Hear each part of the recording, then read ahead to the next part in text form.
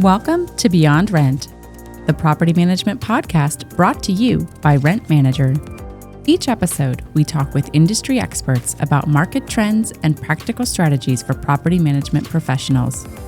Now, let's get to the conversation and go Beyond Rent.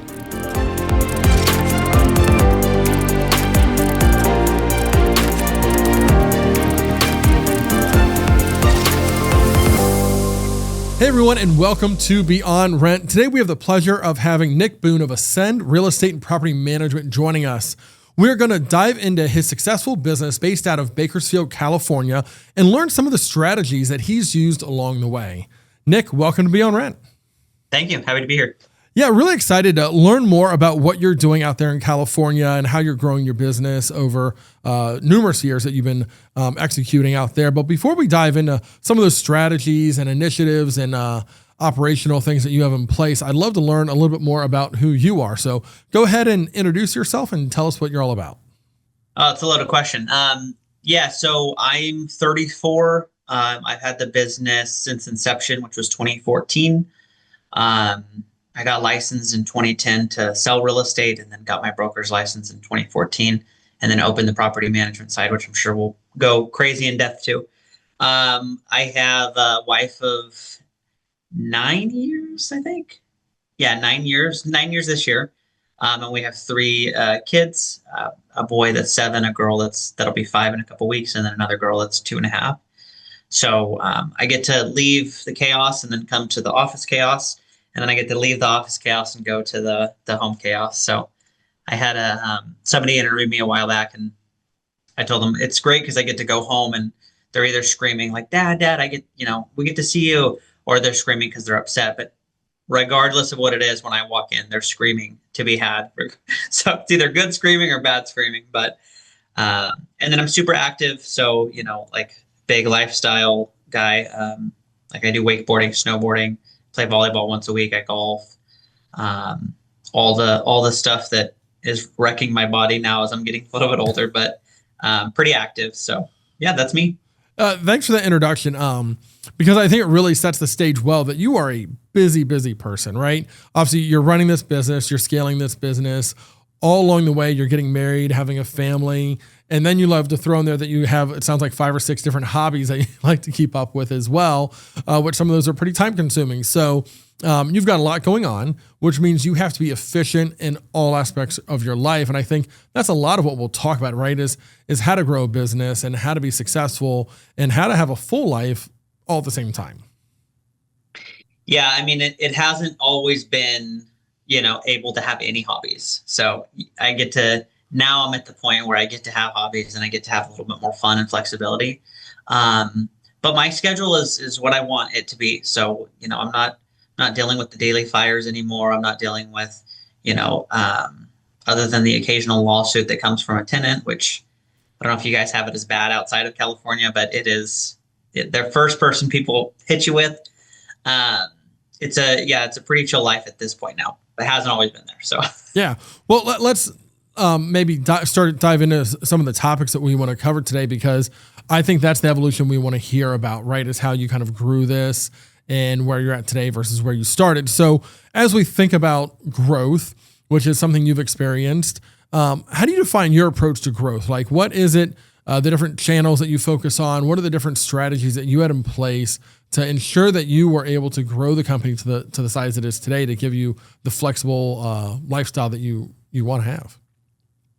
Yeah, the very first growth thing I did was, and now that I'm in my mid-30s, it sounds weird to say things that aren't applicable anymore, but this was before like Google reviews was a hot thing. Like this was like it kind of just come out. People really didn't understand SEO. It wasn't, again, and I sound like a dinosaur now, but I really saw that when it came out. And I always say I have the benefit of being really dumb. Like I thought, what would I do if I had no connection to anybody but needed a property manager? And I would go to Google and I would look at reviews and I would see who the best was. And I was like, that's what we need to hammer. Like that's, for people that have a connection or like they have another friend or so-and-so, we're not going to hit them. Like we're young, we're a baby company. we're not that big, we're not that great. Like we still have to kind of earn our licks, so to speak. And so we just hammered reviews. So we would just, every client we could, every vendor we had, like we were hammering reviews. So that was our very first growth channel where it's like, oh, we saw you on Google. I was like, hey, this is working. Like, this is nice. So we grew basically 100 doors per year for the first few years. So we started with 50, we grew to 150, 250, and then every year it was almost consistently like, hey, we have another 100 doors that we have now. So, and that's kind of been true over the years until, the scale, economies of scale. Now we're growing faster than the 100 per year, but that's how it started. Yeah, that was the very first channel. Yeah, and what's really great about that, and I love how you explained it, the simplicity behind that, right? You didn't overthink this strategy. You didn't say we need to invest all of these dollars in different places, or we need to have the right connections with the right people.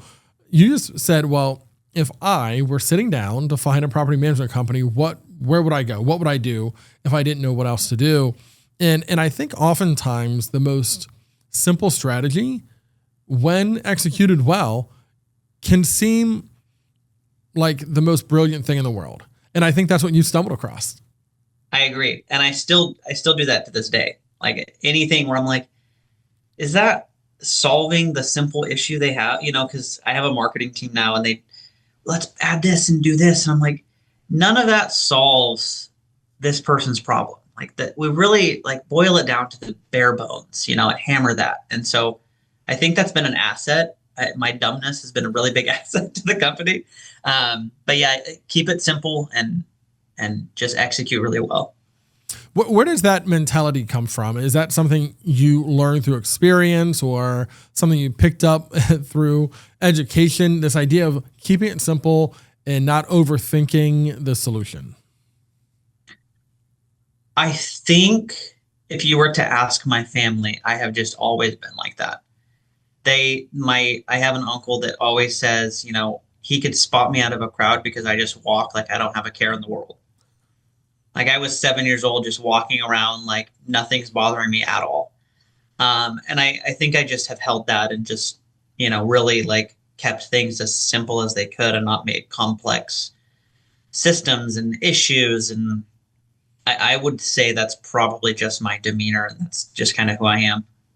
Yeah, it's really interesting, and I'm definitely not calling you lazy, but I recently heard somebody say something along the lines of, if you want to solve a problem, give the problem to the laziest person because they will come up with the easiest solution because they're not willing to put in all the extra work to solve it. So, because I've heard your story, you're definitely not a lazy person, but it's a similar mentality, right? Yeah. In the sense that I'm not going to make my life more complicated than it needs to be. I'm going to be a little more carefree. So I need the straightest path from A to B. Yeah, my goal is carefree. That is my goal. Once it becomes, regardless of money or anything else, once it becomes more of a stress factor, like I'm like, no, get rid of it. Like we don't need that. That's great. Well, talking about stress, I can only imagine as you've grown this business and like you said, adding 100 doors per year and then scaling that even more in recent history, you had to have faced challenges, right? And challenges are stressful. So what are some of the challenges that you faced along the way? And maybe give us some insights into some of the solutions or maybe even some of the mentalities or mindsets that you had to overcome those challenges. Yeah, I mean, I've had, everything imaginable. I had to sell a vehicle to cover office rent when we started. And we considered moving the office to our house just so we could get by. And I mean, you name it, we have gone through it. And we have a sizable name now in town. Our brand is pretty well recognized. And from the outside, it's like, oh, it's always been, the gravy train. Like, I should get in property management. It's so easy. But I mean, we've gone through our fair share of everything. Tenant lawsuits, owner lawsuits, employee lawsuits. I mean, when you size up, I mean, statistically, it's a tiny, tiny number. But when you have, almost 2,000 units, 1% of that is 20 a month, So even a tiny, tiny fraction of issues, you're still dealing with, more than one of those large issues a month. So at this point now, I'm starting to see like I try to keep in account, like we have people, that hate us and think we're the worst and this and that. And it's the loudest people. There's such a tiny, tiny scale, and most people love us. But I have to keep in mind, like, the issues we have and how many of them we have now in relation to how big we are. It's so minuscule and it's so small. So, I mean, all of those, financial lawsuit, every other issue you can name, we've gone through. But yeah, it did not come without its bumps and bruises. Well, and I think that's normal for any business, right? And you had mentioned selling a vehicle to be able to pay rent, and I appreciate you being honest and transparent with that, because a lot of business owners do not like to talk about the hard times. They want to talk about the successful times and things like that. But it's all part of your story, and it's all part of how you got there. What made you make that decision? Because in that moment, you could have walked away, right? You could have said, "I want to keep my car. I don't want to go through this hardship. I don't know if selling the car and paying rent will actually be a good decision," right? Because a month later, you could have found yourself in a similar situation. So what made you have that mindset to keep going and kind of the do whatever it takes mindset?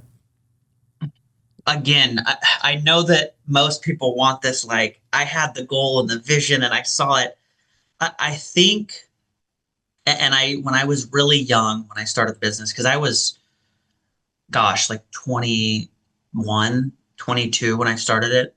And I remember thinking in one of our office meetings, I had like 8 employees at the time.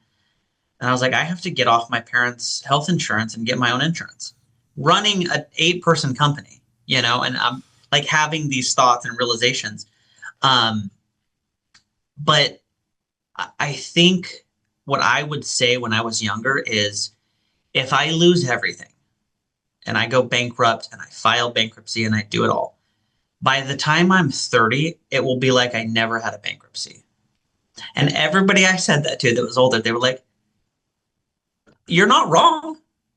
I mean, yeah. And so I looked at it as, win or lose, I'm going to see it through and see what happens. And I wasn't scared to fail. And honestly, that was, I think, a few times I was like, this is going to fail. Like, this is not going to end well. But I certainly wasn't chasing the dollar, because we were not profitable for a long time.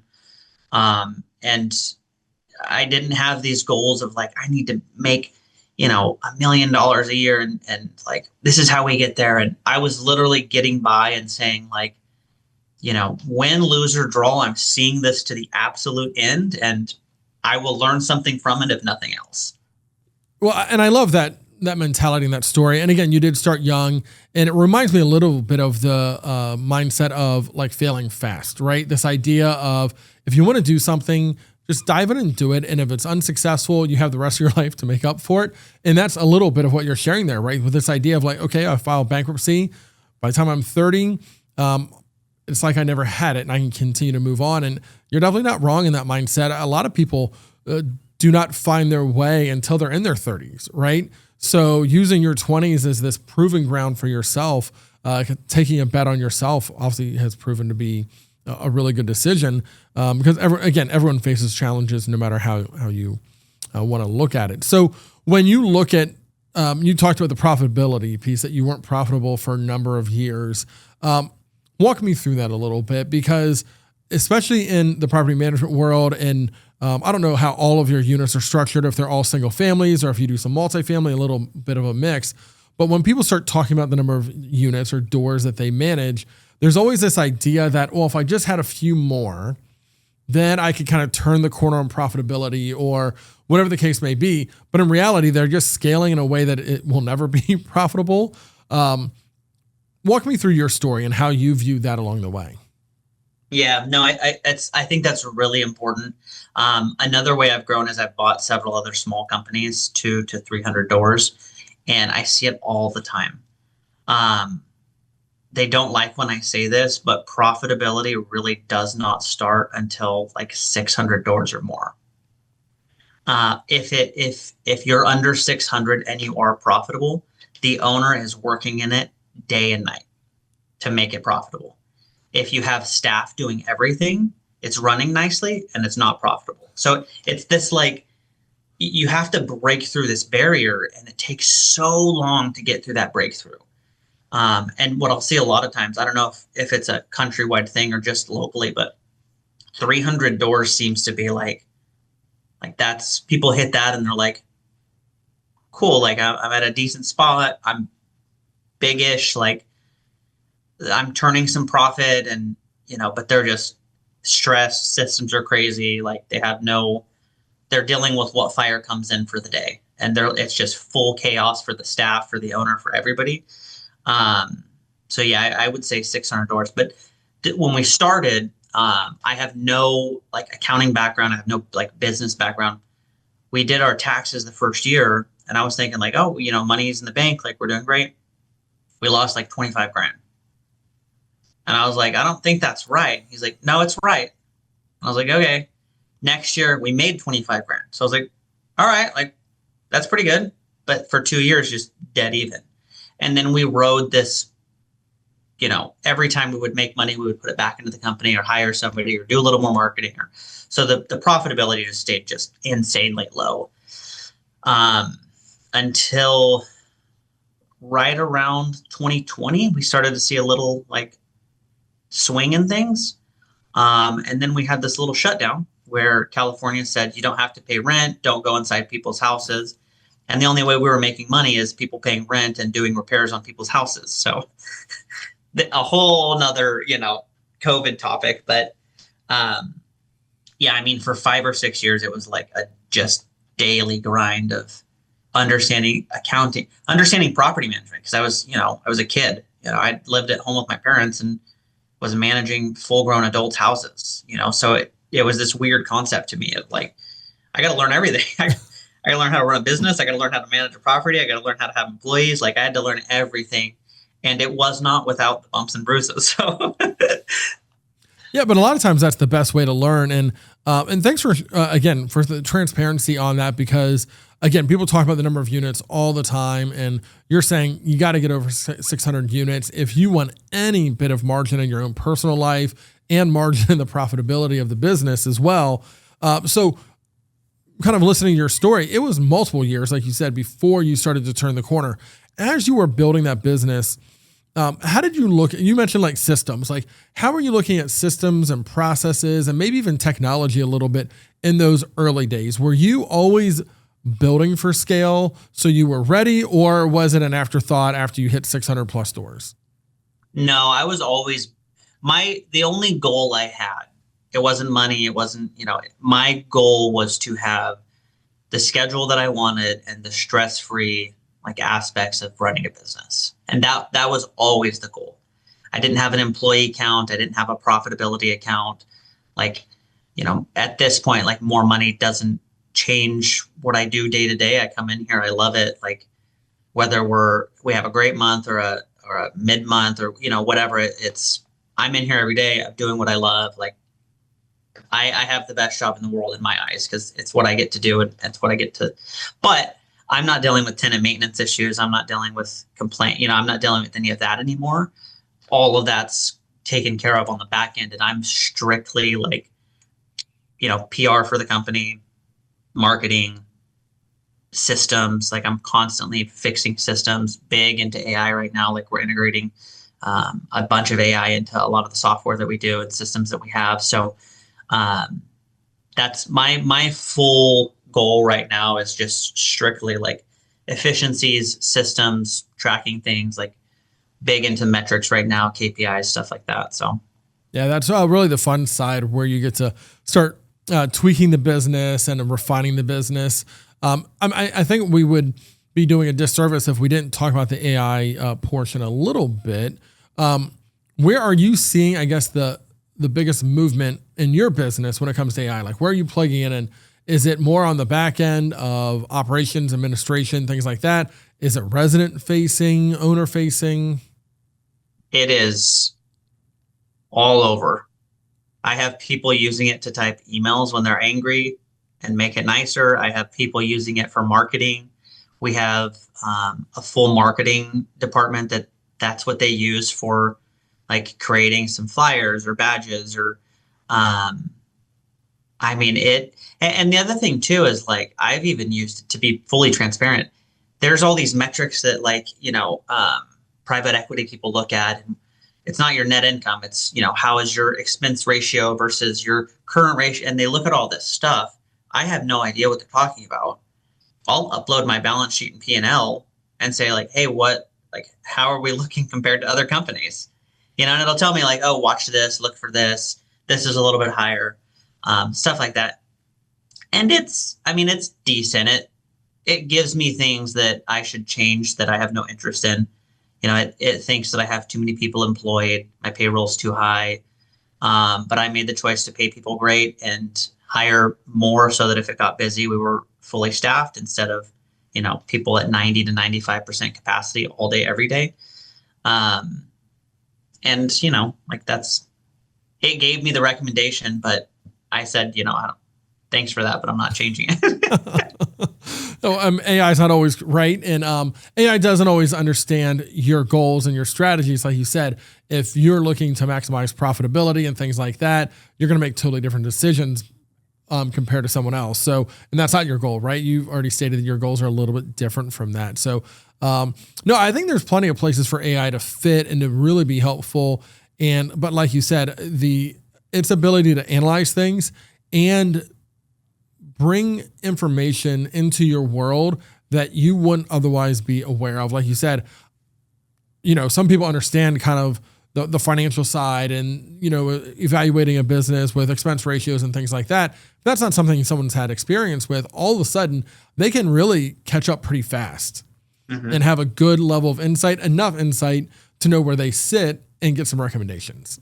Yeah, no, that's, for me using it, that's what I use it for. My staff uses it for a totally different thing. I mean, we use it like for basic emails, or like we have it writing full code for making things faster and easier. And our metrics are like, I'm hammering metrics right now. So if a tenant gives a notice, how long is it taking us to advertise it? How long is the work taking? When are we moving a tenant in? And these are things that we can tell owners too. It's, a real number of how long it takes. And so that to me, it's worth its weight in gold. I'm not just guessing. And then if we see these numbers creeping up, it's like, hey, we need to, this is a problem. That's right. Well, and the use of AI and the access to data is so much better than it's ever been, right? So those KPIs typically are produced easier. They're accessible. You can update them. In the past, let's be honest, by the time you pulled the data, analyze the data, put it into whatever spreadsheet that you were using, you were so worn out by the process that you didn't even want to take any action on the results. You just kind of moved on to the next fire at that point. Yep. No, totally agree.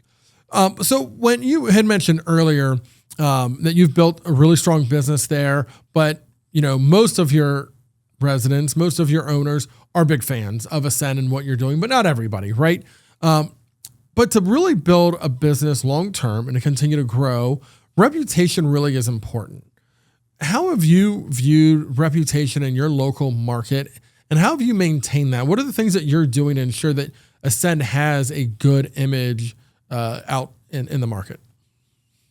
Yeah, I mean, we invest a lot into feedback. So not only Google reviews, but like BBB and Facebook or all this other stuff. I'm big on like nonprofits. I sit on the Chamber of Commerce board, Mercy Hospital board here locally, Rotary, and college foundations, and like just kind of spread across all of Bakersfield and Kern County. And so just kind of, I'm at the point now where I get to like give my time back or give resources back and kind of help people that either need business advice or just practical advice or financial help or like just all these other things. And so a few things we're doing is we're going to have a day where we go and we fix like elderly veteran houses because we have integrated in-house maintenance. And so our trucks and cars are all up over town hall. So we're going to have a day where, we want to fix their smoke detector or things that they just can't do because they're elderly, but is a habitability issue that have no affiliation with Ascend. Um, we sponsor 2 to 5 families of tenants every year for Christmas. We do like turkey giveaways, and we do all sorts of stuff to help the community that I credit as giving me everything. So it's something that I'm now saying, hey, they've given me everything. It's time to give back and do that. So. Yeah, that's great. And I think that is one of the things when you run a property management company that is in a select area, right? You're not trying to manage homes 2 or 3 states away. You've stayed very local. Is you're able to not only give back to the community in the ways that you are, but you're able to understand the impact, right, that they've had on you, that they have on your staff. And you even mentioned earlier about overstaffing and maybe overpaying in certain scenarios because you want your staff to have a good work-life balance and a good career and all of these things. And that takes a lot of intentionality, right? That's playing the long game. That's understanding that when you give, maybe someday you do get back, and there's this give and take. So I think that's great. And especially around you talked about like kind of helping elderly people and using your maintenance staff. And it's such a win-win proposition there, right? Because not only are these people getting help with the things that they need, but you are allowing your staff to feel good about the work that they do and how they're giving back while being paid to give back. But then you said your trucks, right? Your vehicles are going around town and you're getting this good PR along the way. And I know that wasn't the motivation of that, but there is this opportunity for everyone to win and everyone to get recognized and everyone to feel good about what they're doing. It's such a clever way to take the resources you have and apply it in a really smart way. Yeah, thank you. Yeah, and it's we've done a lot of it for many years, and a lot of it we never posted and haven't. I've been convinced that now we need to start posting it and kind of showcasing it. So there'll probably be a lot more of that this year. But yeah, I mean, it's something that I've been gifted this ability to have resources and time and education. And, when I sit on these boards now, I'm looking at financial documents that I have input that others don't and insights that they don't. And I remember the first couple of times, like, I thought this was common knowledge, and it seems like I'm contributing in a way that I hadn't expected to be able to contribute, which is cool and nice. So yeah, no, it's been as rewarding as it has been like helpful. So I think it's been mutually beneficial. Yeah. Well, and that's a great takeaway there on its own, this idea that everyone has something to contribute. And sometimes what you think is common knowledge or just normal or maybe not that interesting, others really find valuable and are needed. And everyone has something, right? Everyone has that something to give. And I think that's important. So obviously building a strong reputation in your market helps with your growth. Another thing that's really important to growth is retention. And I love talking about retention because I do think that is a common challenge in the market is retaining units, owners, retaining residents. All of these things are really important to continue that growth cycle that you have in place. So how have you approached retention? What has been your history? Are you good at retention, or is that something you're still refining? We are definitely still refining it. I was talking to somebody else about our percentage, and I can't remember it offhand, but I remember like complaining, like, this is, we're losing this many doors. And they did a quick, like, here's the percentage of retention you have. And I'm like, this is twice as good as industry standard. You're retaining a ton of people. And I was like, it does not feel that way. It feels like we're constantly, and I would say most of the time, like I would say 80% or more of the time, it's things that we didn't do wrong. They want to sell their house. They want a family member to move back into their house. They, very, very seldom is it, we don't like your company, we want to go with somebody else. It does happen, and that's heavily like my manager, we have this big oversight of like what's going on. And most of the time we know well in advance, like, oh yeah, this has been going on. But most of the time it's something where, am I going to convince somebody to not sell their investment? Probably not, so we'll do what we can and make it easy. But yeah, we lose roughly 7 units per month. So 80 to 85 units a year, which is a lot. and we're getting roughly 15 to 20 units a month. So we're positive month over month, and we're growing, but I had to dedicate somebody specifically for cancellations, because for a long time I was like, well, they're canceling. Like, they don't need top grade service. They're on their way out the door. And so we've changed that, and we've from start to finish, even if the relationship is strained, like, you're getting top notch all the way until we hand you the keys and you're out the door.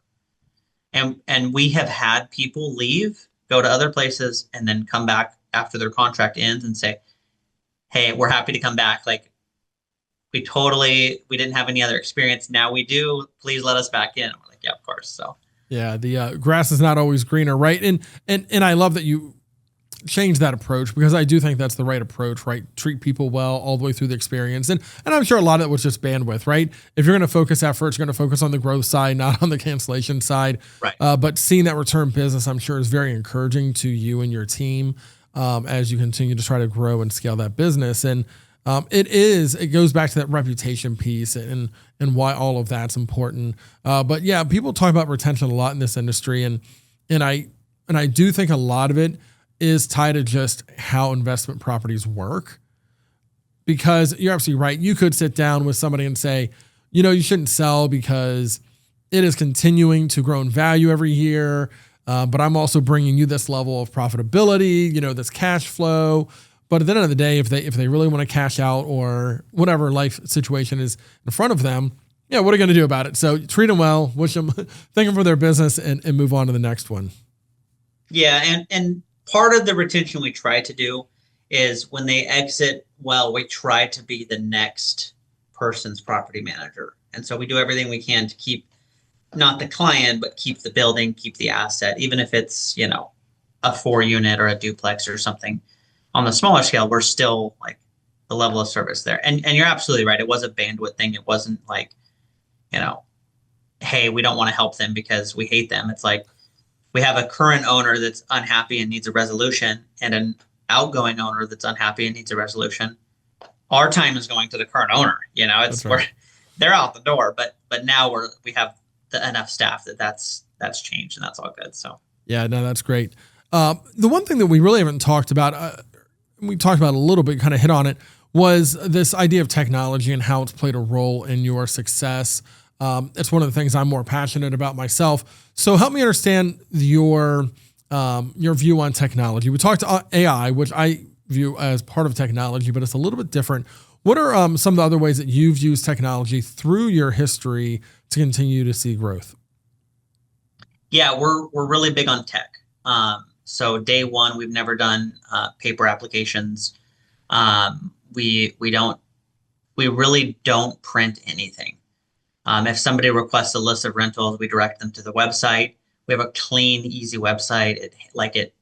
It's all, again, going back to the simple, it is all a simple, like, go to this link. Here is everything you could filter by zip code, by bedrooms, this is going to be better than me just handing you a paper list. And so we've always done that. We've always pushed people online.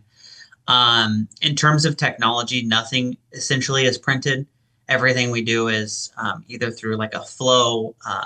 I know, like, you guys integrate with Lead Simple, so they're big into like flows and CRMs and tracking leads that come in, and we get a lot of like guest cards for like Zillow and inquiries, and we have the whole flows for even that it's all automated, and again, it's just top notch. It's as soon as somebody shows an interest, we're telling them what they need to qualify. Here's a link to our website. Here's more information on the property. Like, it's all pushing out to them instantly.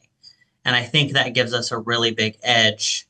And we couldn't do it before. We didn't have the bandwidth. We didn't have a full-time marketing department. We didn't have, all this stuff. So now, again, we get to keep improving these systems and make these adjustments and changes. And even, like deposits, when deposits come in, everything they sign is on an iPad up front.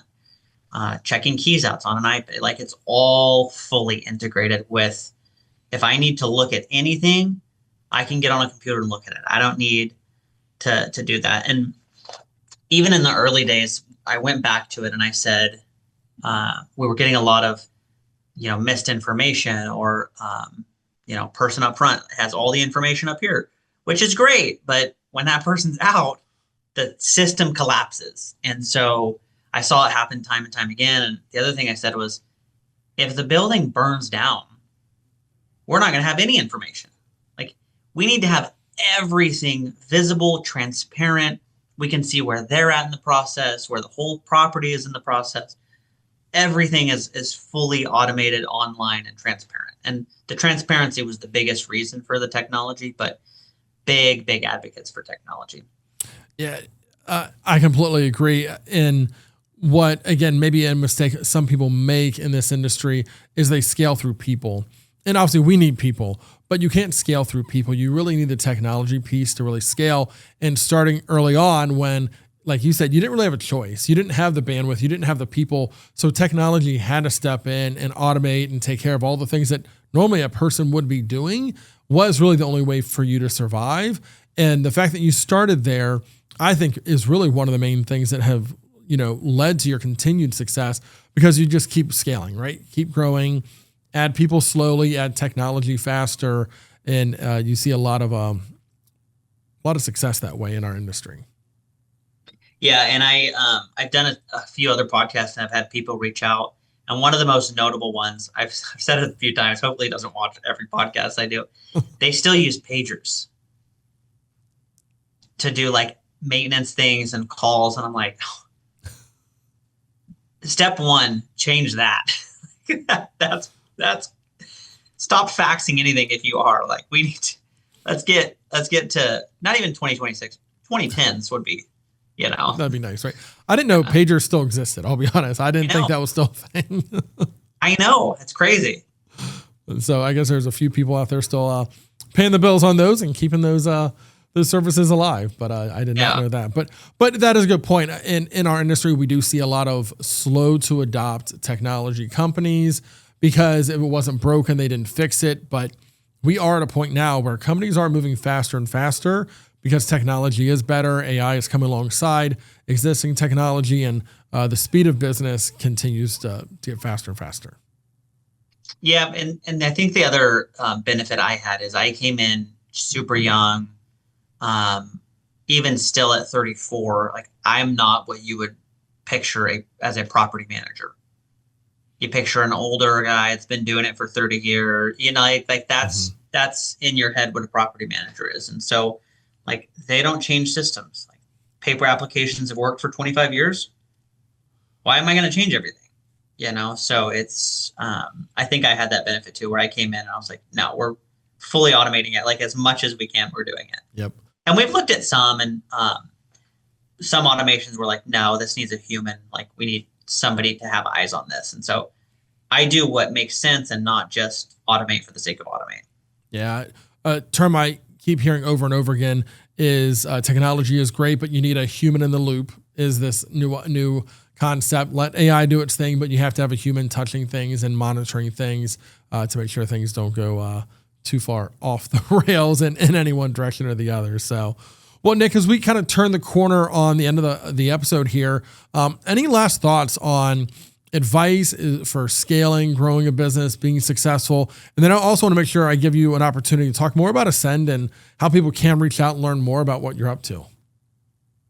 Yeah, no, I mean, in terms of advice, I'm an open book. I've had people reach out about profitability, financials, employees. I've had a lot of discussions on in-house maintenance versus subbing it out to vendors, which we didn't touch. But I mean, we have done everything you can, and we've failed and we've succeeded. So if there is anybody listening and wants to reach out, you can just throw my contact info on here.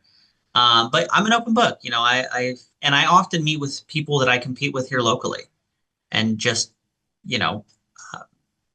I shoot information back and forth, and just say, like, here are the struggles, and I'll share contacts that I have that can help them, and vice versa. So you're never going to take all the business. So there's plenty for everybody to go around. I'm an open book with our competitors. I'm an open book for the country or whoever's listening. So that's pretty much it.